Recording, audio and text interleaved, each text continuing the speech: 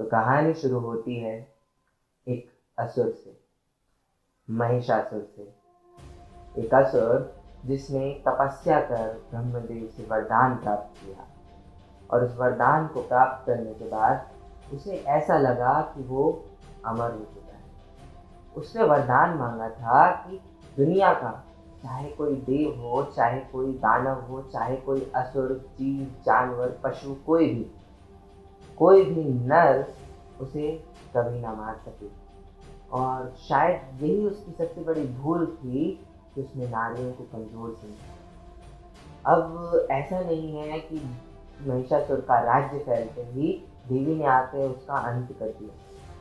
कथाएं कहती हैं, पुराणों में लिखा है कि महिषासुर ने तपस्या करने के बाद 1000 वर्षों तक धरती पर लोगों पर राज्य किया, और उसके उपरांत जब उसकी तपस्या और पुण्यों की अवधि पूरी हो गई, तब देवी ने देवताओं के आह्वान पर महिषासुर का अंत किया।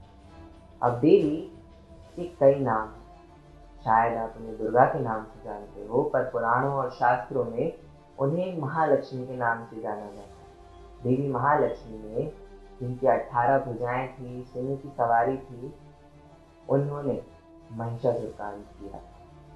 परंतु हम सब ये जानते हैं कि महिषासुर अंत के पहले देवी से विवाह करना चाहता था, और देवी से विवाह के उन्होंने कई प्रस्ताव भेजे, पर देवी का प्रण था कि जो भी उन्हें युद्ध में हराएगा वो उनसे विवाह कर सकता है। या फिर कई जगह प्रण ये भी बताया जाता है कि उन्होंने व्रत ले रखा था कि वो स्वयं भगवान से ही विवाह करेंगी और किसी से नहीं। अब प्रण कुछ भी हो, पर महिषासुर ने कई प्रयास करे, और उन्हीं प्रयासों में उसका अंत होता है। जब अंत में सारे मंत्री, सेनापति, राक्षस, जो भी महिषासुर ने भेजे थे, जब सबका अंत हो जाता है, तब महिषासुर स्वयं आता है। परंतु ये टीवी की दुनिया तो है नहीं। यहाँ पर हर युद्ध के पहले कुछ चर्चा होती है, कुछ व्याख्या होती है, कुछ प्रयास होते हैं कि दंड के पहले साम और दाम के प्रयोग से काश इस युद्ध को टाला जा सके। और देवी स्वतः ही विवाह के लिए तैयार हो गई, और इन्हीं प्रयासों में महिषासुर ने कई बातें देवी से कही, कई चीजें उन्हें समझाने की कोशिश करी, और उन्हीं प्रयासों में महिषासुर ने सुनाई देवी को एक कहानी जिसका अर्थ देवी के लिए तो कुछ नहीं था, पर उस कहानी से हम जान सकते हैं कि क्या परिस्थिति थी वुमेन एम्पावरमेंट की इवन ऑन दैट टाइम। तो कहानी है सिंगल देश की, जहाँ के राजा हैं चंद्रसेन, और उनकी एक बड़ी पुत्री जिनका नाम है मंदोदरी। ये मंदोदरी वो नहीं है जिनका विवाह रावण से हुआ था। ये मंदोदरी कोई और है, जो आज की कहानी की नायिका है, या फिर कहें नृत्य है। तो मंदोदरी काफी सुंदर थी, और दिन ब दिन चंद्र की कलाओं की तरह वो बढ़ती जा रही थी, और शीघ्र ही वह विवाह योग्य हो जाती है। जब कोई भी बेटी विवाह योग्य होती है तो उनके पिता उनके विवाह के लिए चिंतित होते हैं, और इसीलिए राजा ने भी अपने मंत्रियों, राजपुरोहितों को एक सुंदर उत्तम वर की खोज में लगा दी। तब एक पंडित ने आकर उन्हें एक प्रसिद्ध राज्य के राजकुमार के बारे में बताया, जो उनके बेटी के विवाह के लिए बहुत उपयुक्त था। और जब ये बात रानी जी ने मंदोदरी को बताई, तो मंदोदरी ने ये कहकर मना कर दिया कि माँ, विवाह में कोई उत्तम फल नहीं है, सेवा ही मेरा धर्म बन जाएगा। उससे उत्तम मैं कुमारी व्रत का पालन करूंगी, जीवन भर तपस्या और ज्ञान की साधना करके अपने जीवन को सफल बनाऊंगी। ये बात सुन के राजा और रानी को दुख तो हुआ, पर उन्होंने भी अपनी बेटी की बात स्वीकार की और उन्हें जीवन भर परिपालन के लिए स्वीकार किया। इसके उपरांत कभी भी उनके माता पिता ने विवाह के लिए उनसे बात नहीं की।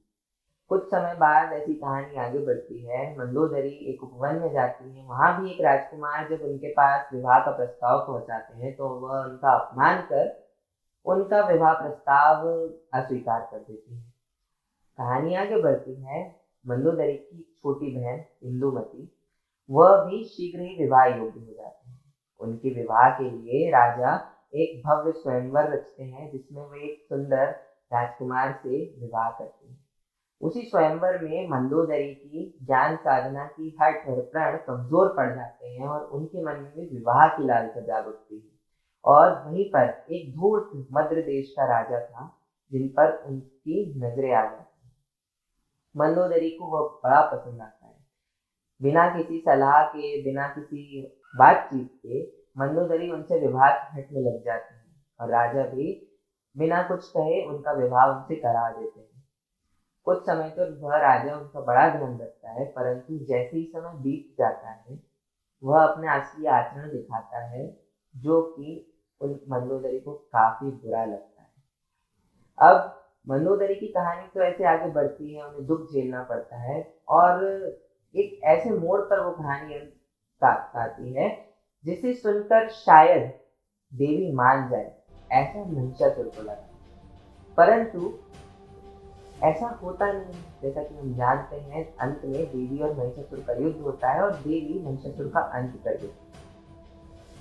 परंतु इस कहानी से हम ये जान सकते हैं, क्योंकि पुराणों में देवी ने भले ही इस कहानी के मर्म को स्वीकार नहीं किया अपने व्रत को तोड़ने के लिए, परंतु उन्होंने इस कहानी के तथ्यों को, मंदोदरी के हठ और प्रण को गलत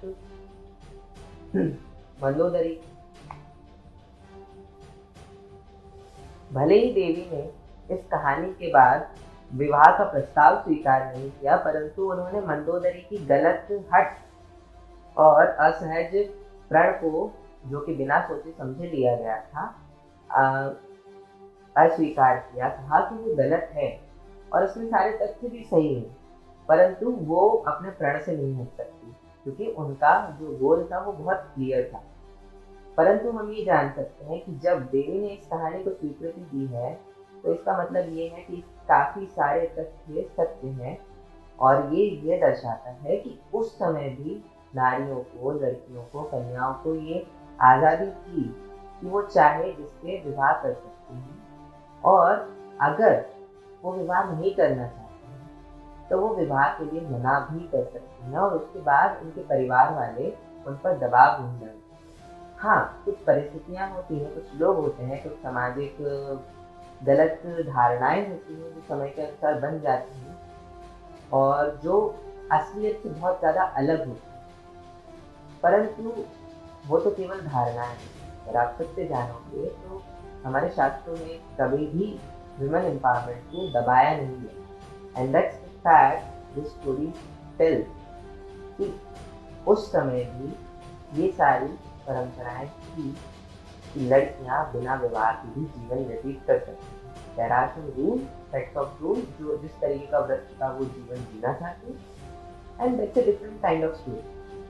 So see you soon in the next story. Till then, bye bye. Peace.